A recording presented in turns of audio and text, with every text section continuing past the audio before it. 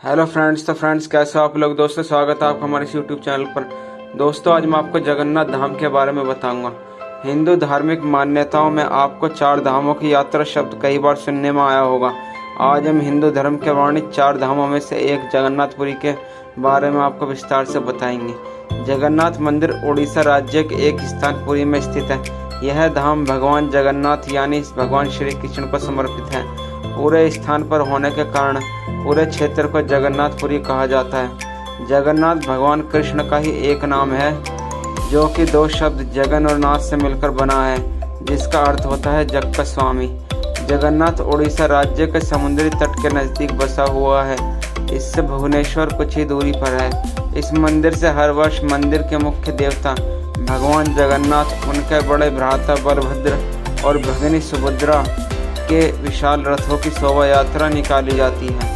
इस दिन भगवान मंदिर से निकलकर नगर का भ्रमण करते हैं। पुराणों से इस धरती को वैकुंठ कहा गया है। यह भगवान विष्णु के 4 धामों में से एक है। इसे श्री क्षेत्र, पुरुषोत्तम क्षेत्र, शाक क्षेत्र, नीलांचल, नीलगिरी और श्री जगन्नाथपुरी भी कहते हैं। इस मंदिर का पहला प्रमाण सबसे पहले महाभारत के वन पर्व में मिलता है। इसके अनुसार एक दिन मालवा के तेजस्वी राजा इंद्रद्युम्न के सपने में भगवान जगन्नाथ आए।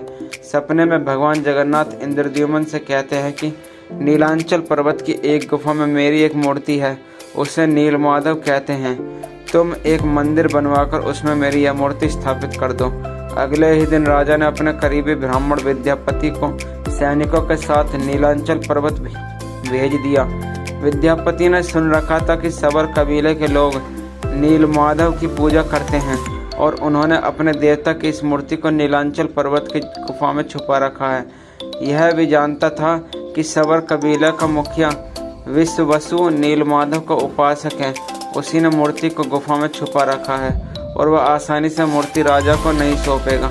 चतुर विद्यापति मुखिया की बेटी से विवाह कर लेते हैं और अंततः वह अपनी पत्नी की सहायता से गुफा तक पहुंच जाते हैं और मूर्ति चुराकर राजा इंद्रद्युम्न को सौंप देते हैं। जब विश्ववसु का यह पता चलता है कि उसके आराध्य देव की मूर्ति चोरी हो चुकी है तो वह बहुत दुखी होता है। अपने परम भक्त को दुखी देख भगवान भी दुखी हो गए और मूर्ति के रूप में वापस गुफा में लौट आए।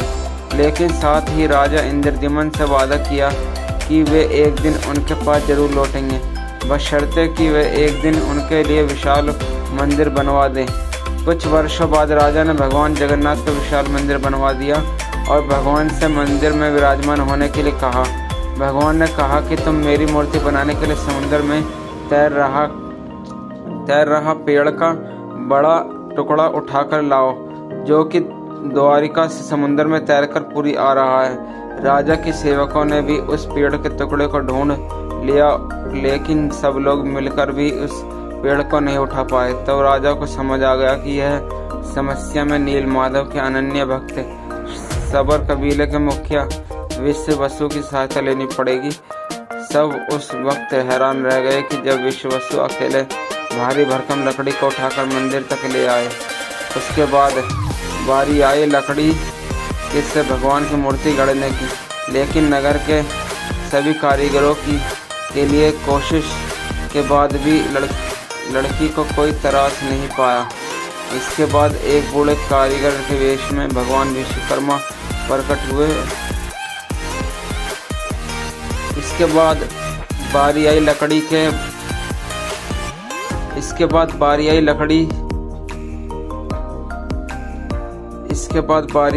से भगवान की मूर्ति गढ़ने की, लेकिन नगर के सभी कारीगरों को लाख कोशिश के बाद भी लकड़ी को कोई तराश नहीं पाया। इसके बाद एक बूढ़े कारीगर के वेश में भगवान विश्वकर्मा प्रकट हुए और राजा के समक्ष आकर कहा, वह मूर्ति बना तो सकते हैं, लेकिन उनकी एक शर्त है।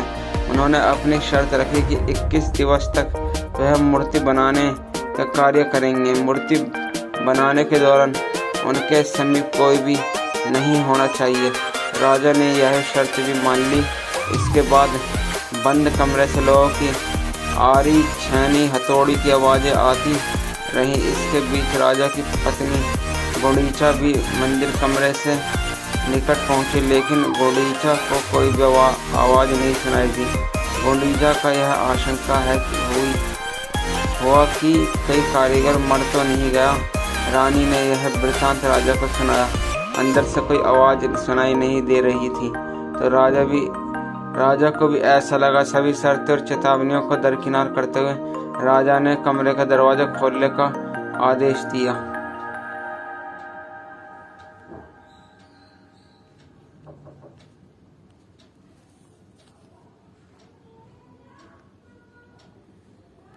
जैसे कमरे का द्वार खोला गया, वहां कोई मौजूद नहीं था। वहां से 3 अधूरी मूर्तियां मिली भगवान नीलमाधव और उनके भाई के छोटे छोटे हाथ बने थे, लेकिन उनका टांगे नहीं, जबकि सुभद्रा के हाथ पांव बनाए ही नहीं गए थे। राजा के समझ आ गया कि बूढ़ा आदमी कभी भी नहीं आएगा। राजा ने भगवान की इच्छा मानकर उन्हें देवी मूर्तियों को स्थापित कर दिया।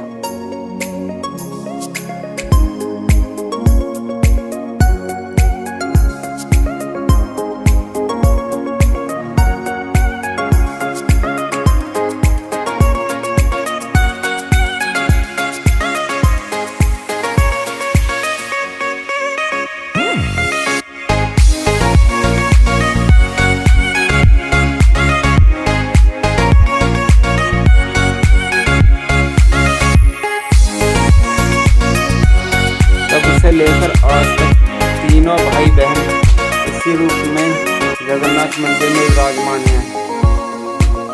मंदिर का पुरातात्विक इतिहास। इस मंदिर का प्रथम बार जीर्णोद्धार 10 सदी में कलिंग के साम्राज्य के राजा अनंतवर्मन चौड़गंग देव ने करवाया था। अन्वेषित ताम्र पत्रों से ज्ञात हुआ कि मंदिर के जगमोहन विमान भाग का निर्माण राजा अनंतवर्मन चौड़गंग देव के शासनकाल के दौरान हुआ है।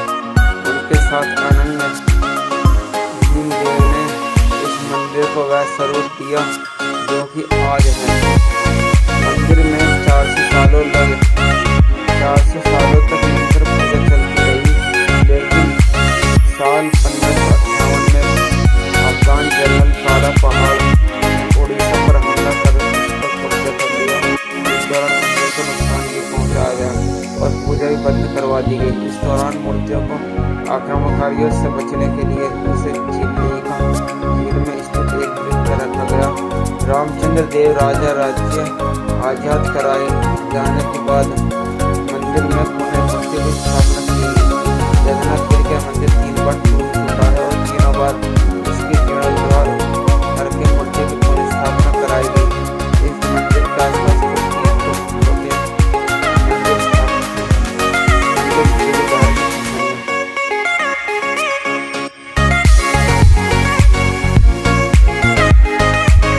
जगन्नाथपुरी से बहुत सी कहानियां प्रचलित है, लेकिन सबसे ज्यादा प्रचलित कहानी यह है कि एक बार माता यशोदा देवी सुभद्रा और सभी रानियां द्वारका से वृंदावन आई।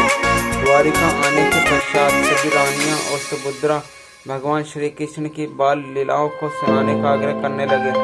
माता यशोदा ने सुभद्रा को आदेश दिया कि जब तक वह कृष्ण की लाल लीलाओं को सुनाती रहेगी, तब तक तुम द्वार का पहरा दोगे, ताकि कृष्ण और बलराम भीतर ना आ सके।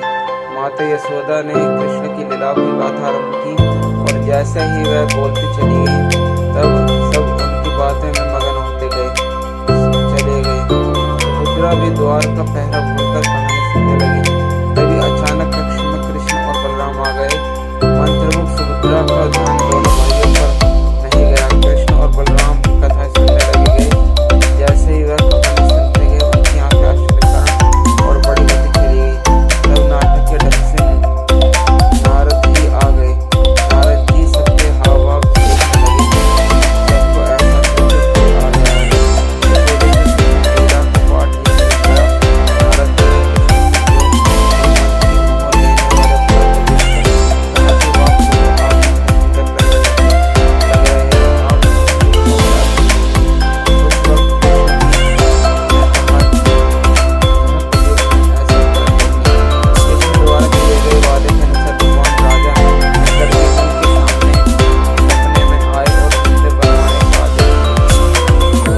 नारद से कहा कि किस प्रकार भगवान ने सपने में आकर इस विग्रह को बनाने की बात कही थी। रखने के लिए